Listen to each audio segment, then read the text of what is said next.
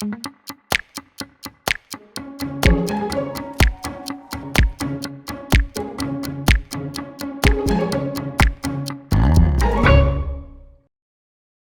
everyone, I've just had a great chat with Jamie Hoel, who is the Counselling Supervisor at Lifeline here in Shanghai.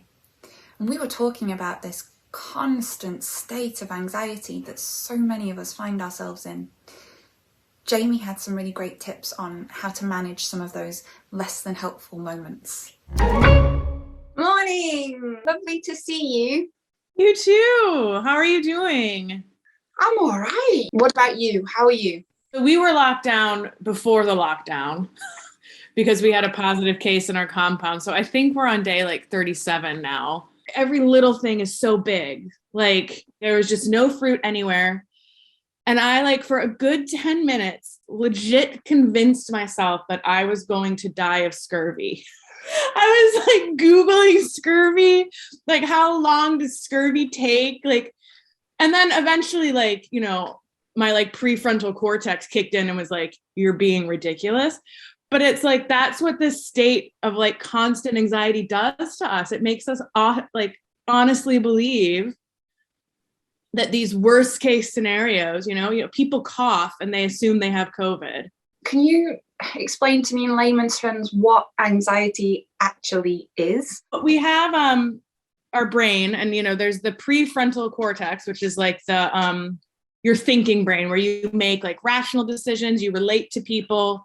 And then you have lots of parts of your brain, but then you have the little amygdala, which is in charge of your fight or flight response. So whenever there's a fear, of a legitimate fear or not, your amygdala goes into kind of overdrive, and it, you know, causes the release of hormones like adrenaline or cortisol. And like it's in charge of your fight, flight, or freeze response, which normally is quite, you know, is life-saving. It's quite good. The problem now, there's a big unknown threat of COVID. There's a threat of being taken without your family. There's a threat of not maybe getting enough food, not getting medicine, and just the threat of not knowing what's going on. And so it's like your amygdala is constantly seeing things that are, you know, maybe not as threatening as you think.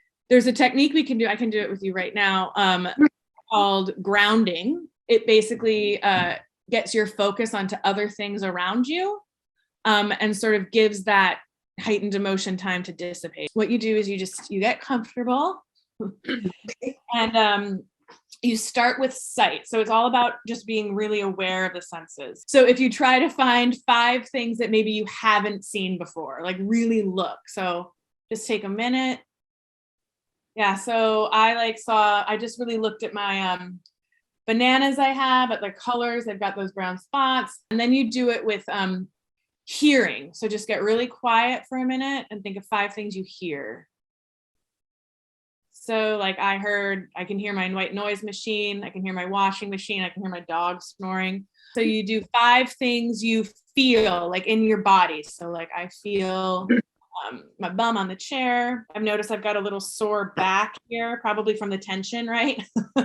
So, and it's when you're doing this, you're not judging. So it's not like, oh no, I'm sore, I'm gonna, you know, it's just, oh, I'm sore. With taste as well. So just really like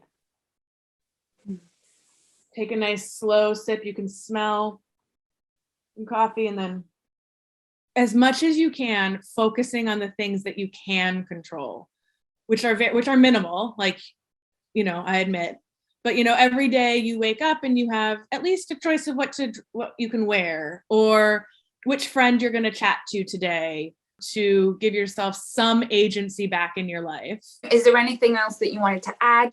A question I've been asking myself a lot is, does this serve me?